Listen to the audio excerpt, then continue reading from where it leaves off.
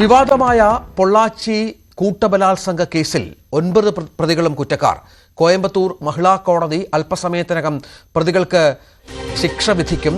ശ്രീജ ശ്യാം വിവരങ്ങളുമായി ചേരും. ശ്രീജ, മനസാക്ഷിയെ ഞെട്ടിപ്പിച്ച ഒരു സംഭവമാണ്. ഒന്നല്ല, നിരവധി കേസുകൾ ഇത്തരത്തിൽ പ്രതികളായ ആളുകൾ കൂടിയാണ്. എന്താണ് ഈ കേസിന്റെ വിശദാംശങ്ങൾ?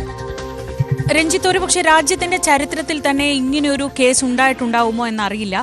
200ഓളം സ്ത്രീകളെ, അതിൽ കോളേജ് അധ്യാപകരും ഡോക്ടർമാരും കോളേജ് വിദ്യാർത്ഥിനികളും ഒക്കെ ഉൾപ്പെടെ 200ഓളം സ്ത്രീകളെ 2018-നും 2020-നും ഇടയ്ക്ക് 2 വർഷം, 2016-നും 2018-നും ഇടയ്ക്ക് 2 വർഷത്തോളം 20 പേരടങ്ങുന്ന ഈ സംഘം ചൂഷണം ചെയ്യുകയും അവരുടെ ദൃശ്യങ്ങൾ പകർത്തി അത് പ്രചരിപ്പിക്കുകയും ഒപ്പം ബ്ലാക്ക്മെയിൽ ചെയ്യുകയും ചെയ്ത് ഇവരെ പീഡിപ്പിച്ചുകൊണ്ടേയിരുന്നു. ഇതാണ് കേസ്.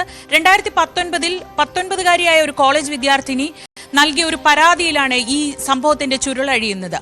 ഈ പെൺകുട്ടി 12 ദിവസം മുൻപ് തന്നെ തട്ടിക്കൊണ്ടുപോയി ദൃശ്യങ്ങൾ പകർത്തുകയും തന്നെ പീഡിപ്പിക്കുകയും ദൃശ്യങ്ങൾ പകർത്തുകയും തന്റെ സ്വർണ്ണമാല കവരുകയും ചെയ്തു എന്ന് പറഞ്ഞ് ഒരു പരാതി കൊടുക്കുമ്പോഴാണ് ഈ കേസിന്റെ ചുരുളഴിയുന്നത്. പിന്നീട് നേരത്തെ രഞ്ജിത്ത് സൂചിപ്പിച്ച ആ വാചകം, മനുഷ്യ മനസാക്ഷിയെ മുഴുവൻ ഞെട്ടിക്കുന്ന വലിയൊരു പീഡന പരമ്പരയുടെ വിവരങ്ങളാണ് പുറത്തുവരുന്നത്. 200ഓളം സ്ത്രീകളെയാണ് ഈ 20 പേരടങ്ങുന്ന സംഘം ഈ 2 വർഷ കാലയളവിനിടെ പീഡിപ്പിച്ചിരുന്നത്.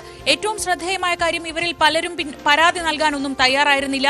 ഈ പെൺകുട്ടി നൽകിയ പരാതിയെ തുടർന്ന് പോലീസ് ഇവരുടെ ലാപ്ടോപ്പും ഫോണും ഒക്കെ പരിശോധിച്ചപ്പോഴാണ് ഇത്രയധികം സ്ത്രീകളുടെ ദൃശ്യങ്ങൾ ഇവരിൽ നിന്ന് കണ്ടെടുക്കുന്നത്. പിന്നീട് 8 പേർ കൂടി പരാതിയുമായി വന്നു.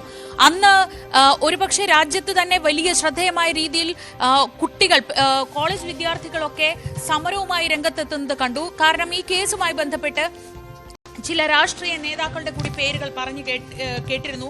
അതിൽ AIADMK നേതാവായ ഒരാൾ, അരുളാനന്ദം, AIADMKയുടെ പൊള്ളാച്ചിയിലെ വിദ്യാർത്ഥി വിഭാഗം സെക്രട്ടറി ആയിരുന്നു. കേസിൽ അറസ്റ്റ് ചെയ്തയുടൻ ഇയാളെ പാർട്ടിയിൽ നിന്ന് പുറത്താക്കി. ഇയാളുടെ സഹോദരനെ അന്ന് അണ്ണാ DMK പ്രവർത്തകർ മർദ്ദിച്ചു. അങ്ങനെ അത് പ്രതിപക്ഷം വലിയ രാഷ്ട്രീയ പ്രചാരണ ആയുധമാക്കി.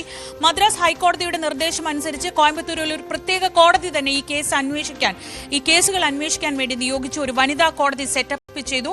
അന്ന് ഈ വനിതാ കോടതി ആരംഭിച്ച് 2023 മുതൽ തുടർച്ചയായി വിചാരണ തുടങ്ങി. കഴിഞ്ഞ ഏപ്രിൽ അവസാന വാരം വിചാരണ പൂർത്തിയാക്കി. ജഡ്ജി നന്ദിനി ദേവിയാണ് ഇനിയിപ്പോൾ ഈ കേസിൽ വിധി പറയാൻ പോകുന്നത്. 9 പേരെയാണ് കോടതി കുറ്റക്കാരെന്ന് കണ്ടെത്തിയിട്ടുള്ളത്. അതിൽ നേരത്തെ പറഞ്ഞ ഈ AIADMKയുടെ വിദ്യാർത്ഥി നേതാവ് ഉൾപ്പെടുന്നു. ശബരി രാജൻ, തിരുനാവുക്കരശ്, സതീഷ്, വസന്തകുമാർ, മണി, ബാബു, ഹരോണിമസ് പേൾ, അരുൾനാഥം, അരുൺകുമാർ എന്നിവരെയാണ് കോടതി കുറ്റക്കാരെന്ന് വിധിച്ചത്. ഇതിൽ ഈ തിരുനാവുക്കരശുവിന്റെ ഒരു ഫാം ഹൗസ് ഉണ്ടായിരുന്നു. ഇവിടെ കൊണ്ടുപോയിട്ടാണ്, ഈ സോഷ്യൽ മീഡിയയിലൂടെയാണ് ഈ പ്രതികൾ ഈ സ്ത്രീകളെ മുഴുവൻ വലയിലാക്കിയിരുന്നത്.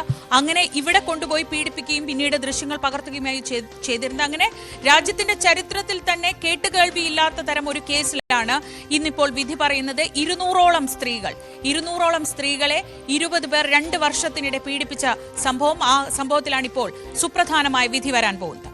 അതാണ് സാഹചര്യം. ഏതായാലും സുപ്രധാനമായ വിധിന്യായം പറയാൻ ഏതാനും നിമിഷങ്ങൾ മാത്രമാണ് ബാക്കിയുള്ളത് എന്നാണ് മനസ്സിലാകുന്നത്. 9 പ്രതികളും കുറ്റക്കാരാണെന്ന് കോടതി വ്യക്തമാക്കിയ പശ്ചാത്തലം ഏറെ പ്രാധാന്യമുള്ളതാണ്. ശ്രീജയാണ് വിവരങ്ങൾ പങ്കുവച്ചത്.